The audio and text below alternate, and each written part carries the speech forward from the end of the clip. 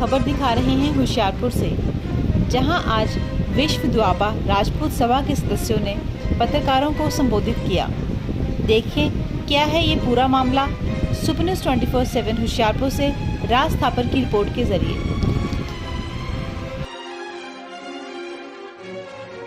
ਜਿਹੜੀ ਸਮੁੱਚੀ ਲੀਡਰਸ਼ਿਪ ਅੱਜ ਇੱਥੇ ਪ੍ਰੈਸ ਕਾਨਫਰੰਸ ਦੇ ਵਿੱਚ ਪਹੁੰਚੀ ਹੈ ਵੀ ਜਿਹੜਾ 2015-16 ਦੇ ਵਿੱਚ ਸ਼੍ਰੋਮਣੀ ਅਕਾਲੀ ਦਲ ਦੀ ਸਰਕਾਰ ਨੇ ਸਾਨੂੰ BC ਕੋਟੇ ਦੇ ਵਿੱਚ ਪਾਇਆ ਸੀ ਔਰ ਜਿਹੜੀ ਸਿੱਖ ਕਮਿਊਨਿਟੀ ਹੈਗੀ ਆ ਇਹਨਾਂ ਨੂੰ ਕਦੇ ਵੀ ਭਰੋਸੇ ਦੇ ਵਿੱਚ ਨਹੀਂ ਲਿਆ ਔਰ ਜਿਹੜੀ ਸਿੱਖ ਕਮਿਊਨਿਟੀ ਆ ਉਸ ਵੇਲੇ ਵੀ ਵਿਰੋਧ ਕਰਦੀ ਸੀ ਤੇ ਅੱਜ ਵੀ ਵਿਰੋਧ ਕਰਦੀ ਆ। ਉਸ ਵੇਲੇ ਵੀ ਜਿਹੜੇ ਮਾਨਯੋਗ ਜਿਹੜੇ MLA ਸਾਹਿਬਾਨ, ਸਪੀਕਰ ਸਾਹਿਬ, ਗਵਰਨਰ ਸਾਹਿਬ ਨੂੰ ਮੰਗ ਪੱਤਰ ਦਿੱਤੇ ਗਏ ਸੀ, ਅੱਜ ਵੀ ਦਿੱਤੇ ਗਏ।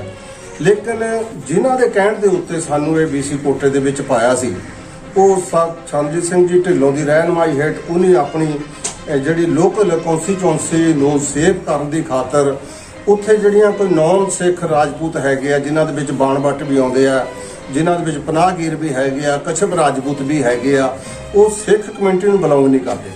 ਉਹਨਾਂ ਦੇ ਕਹਿਣ ਦੇ ਉੱਤੇ ਹੀ ਜਿਹੜੀ ਸਾਡੀ ਸਿੱਖ ਕਮਿਊਨਿਟੀ ਆ, ਸਿੱਖ ਰਾਜਪੂਤ ਭਾਈਚਾਰਾ, ਸਾਡੀ ਮਾਰਸ਼ਲ ਕੌਮ ਹੈ, ਸਾਰੇ ਸਮੁੱਚਾ ਵਰਗ ਜਿਹੜਾ ਵਿਰੋਧ ਕਰਦਾ ਆ। ਸੋ ਇਸ ਕਰਕੇ ਅਸੀਂ ਕਹਿੰਦੇ ਆ ਵੀ ਜਿਹੜੇ ਬਾਣਭੱਟ ਰਾਜਪੂਤ ਹੈਗੇ ਆ, ਕਛਪ ਰਾਜਪੂਤ ਹੈਗੇ ਆ ਜਾਂ ਪਨਾਹਗੀਰ ਹੈਗੇ ਆ, ਈਵਨ ਇਹ ਕਿ ਜਿਹੜੇ ਆਪਾਂ ਗੱਡੀਆਂ ਵਾਲੇ ਜਿਹਨਾਂ ਨੂੰ ਸਾਦੇ ਉਹ ਵੀ ਆਪਣੇ ਆਪ ਨੂੰ ਰਾਜਪੂਤ ਕਹਾਉਂਦੇ ਆ।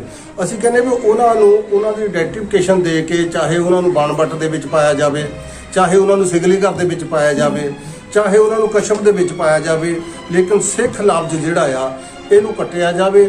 ਚਾਹੇ ਉਹ ਪ੍ਰੀ ਪਲਾਨ ਪਾਇਆ ਗਿਆ ਤੇ ਚਾਹੇ ਉਹਨਾਂ ਦੇ ਕੋਲੇ ਕਲੈਰੀਕਲ ਮਿਸਟੇਕ ਹੈਗੀ ਆ ਵੀ ਸਾਡਾ ਜਿਹੜਾ ਦੁਆਬਾ ਰੀਜਨ ਆ, ਖਾਸ ਕਰਕੇ ਇਹ ਜਿਹੜੀ ਦੁਆਬੇ ਦੀ ਸਾਰੀ ਬੈਲਟ ਆ, ਇਹ ਸਿੱਖ ਰਾਜਪੂਤ ਭਾਈਚਾਰੇ ਨੂੰ ਬਿਲੋਂਗ ਕਰਦੀ ਆ। ਔਰ ਅਸੀਂ ਜਿਵੇਂ ਪਹਿਲਾਂ ਵੀ ਇਸ ਰਾਜਪੂਤ ਭਾਈਚਾਰੇ ਦੇ ਗੁੱਸੇ ਦਾ ਜਿਹੜਾ ਸ਼ਿਕਾਰ ਹੋਣਾ ਪਿਆ ਸੀ ਸਰਕਾਰ ਨੂੰ, ਤੇ ਇਸ ਸਰਕਾਰ ਨੂੰ ਵੀ ਅਸੀਂ ਇਹ ਚੇਤਾਵਨੀ ਦਿੰਦੇ ਆ ਵੀ ਸਾਡੇ ਘੱਟੋ ਘੱਟ ਚੱਬੇਵਾਲ, ਆਦਮਪੁਰ, ਫਗਵਾੜਾ ਔਰ ਬੰਗਾ ਨਵਾਂ ਸ਼ਹਿਰ ਜਿਹੜੀਆਂ ਕੌਂਸਟੀਚੁਐਂਸੀਆਂ, ਇਹਦੇ ਵਿੱਚ ਹਾਰ ਜਿੱਤ ਦਾ ਜਿਹੜਾ ਤਵਾਜ਼ਨ ਆ ਇਹ ਰਾਜਪੂਤ ਭਾਈਚਾਰੇ ਦੇ ਹੱਥ ਦੇ ਵਿੱਚ ਆ।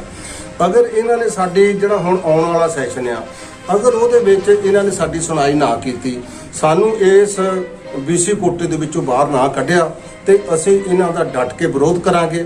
ਹੋ ਸਕਦਾ ਅਸੀਂ ਸੜਕਾਂ ਤੇ ਵੀ ਆਈਏ, ਅਸੀਂ ਇਹਨਾਂ ਦੇ ਜਾਮ ਵੀ ਲਾਈਏ, ਇਹਨਾਂ ਦੇ ਖਿਲਾਫ ਪ੍ਰਦਰਸ਼ਨ ਕਰਾਂਗੇ।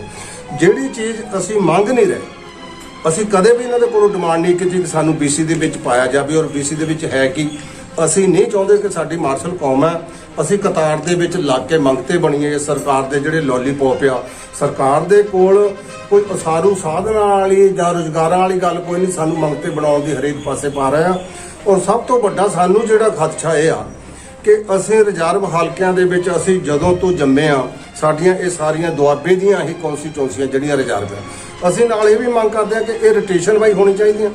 ਲੇਕਿਨ ਰੋਟੇਸ਼ਨ ਵਾਈ ਤਾਂ ਹੋਊਗੀ ਜੇ ਉੱਥੇ ਜਨਰਲ ਕਮਿਊਨਿਟੀ ਦੀ ਜਿਹੜੀ ਵੋਟ ਵਾਧੂ ਹੋਊਗੀ।